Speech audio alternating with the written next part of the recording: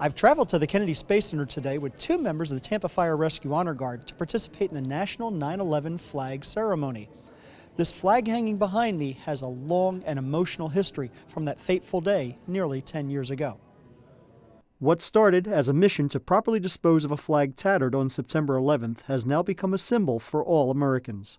Jeff Parness with the National 9/11 Flag Foundation believes this flag is a modern-day Star-Spangled Banner. A few days after the collapse of the World Trade Center, this flag was hanging on a scaffolding at 90 West Street, which was a building directly south of the World Trade Center that was heavily damaged when the South Tower collapsed. The white stripes turned gray as the fire continued to burn at Ground Zero. And over weeks, as this flag flew over the damaged scaffolding, it started to get torn and shredded. Charlie Vichers was the construction superintendent for the entire cleanup effort at Ground Zero. And it was in late October he sent a crew up the scaffolding to rescue the remains of the flag. And he wanted to, his original intention was to have it honorably retired, as he would any American flag that was torn. 7 years later, Charlie still had the pieces of the flag with him. And he volunteers with our organization, New York Says Thank You, when we do these rebuilding projects on the 9/11 anniversary.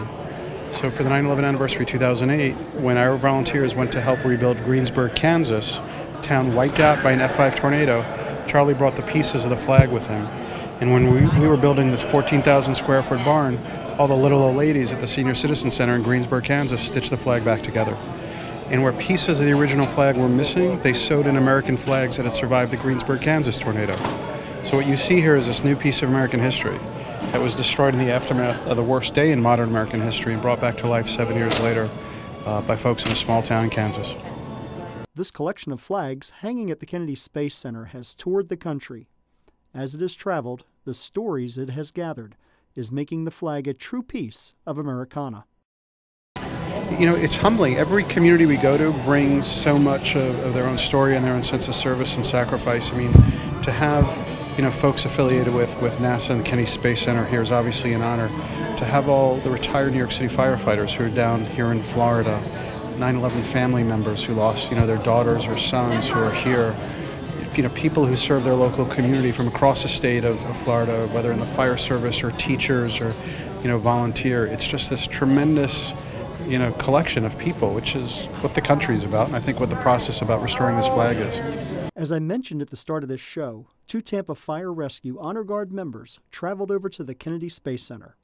I asked Lieutenant Ryan Bradford to explain to us what the Honor Guard normally does as a part of its duties. The Honor Guard is used in any events to promote the department, albeit honor and respect for a retired firefighter or a firefighter fallen in the line of duty, or to represent the Color Guard, which is honor to the flag for any special events, football games, baseball games, that kind of thing, where we may be of ceremonial assistance. Also participating in the National 9/11 Flag Ceremony today is Tampa Fire Honor Guard member John Kladakis. We asked John to give us a brief idea of his history with the Honor Guard. We also asked him where he had served before.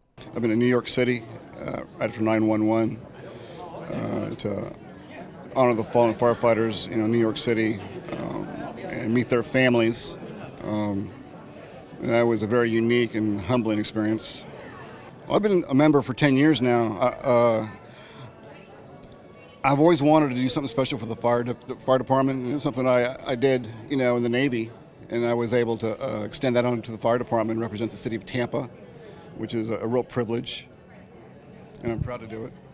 With their varied background and different experiences as professional rescuers and Honor Guard members, I asked how this National 9/11 Flag Ceremony is special for them. It's different in the fact of the story behind the flag. The flag was there when the World Trade Center was attacked, which is a pretty deep experience for most Americans. And the idea of drawing that flag back from the ashes is kind of a unique thing, so to be a part of it is pretty special. I was able to bring my family to this event, which was extra special. They haven't really seen me, at this part of my job anyway, and I think it was interesting for them to see me, do an occasion like this. The stitch, absolutely awesome.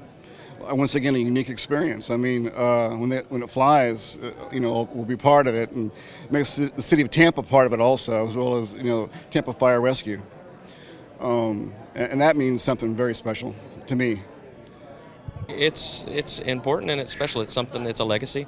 It'll be there when my kids are there. It should be along for as long as the flag can stay in existence, which I would hope is quite a while, and will always be attached to the history of this flag in some way. After watching the ceremony and hearing from those here today talk about this experience, I asked Jeff Parness of the National 9/11 Flag Foundation what he hopes is said of this effort 50 or even 100 years from now. That we did the right thing. That we took this relic from 9/11, and that we did the right thing by bringing people together to help restore it, because I think in the end it's almost more beautiful, more powerful than how it originally started. And when you look at the visual representation of this flag, when you see the patches and the stripes returning, it's visual representation of we're all in this together.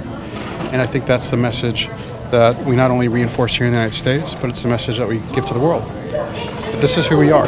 We're resilient people and we're compassionate people. Whether we care about neighbors in our own community or people halfway around the world, that's what America's about. The folks behind me are putting a stitch into this flag to help mend it and also to make sure that this nation has a reminder for future generations what happened on September 11th, 2001. For Spotlight Tampa, I'm Capt.Bill Wade.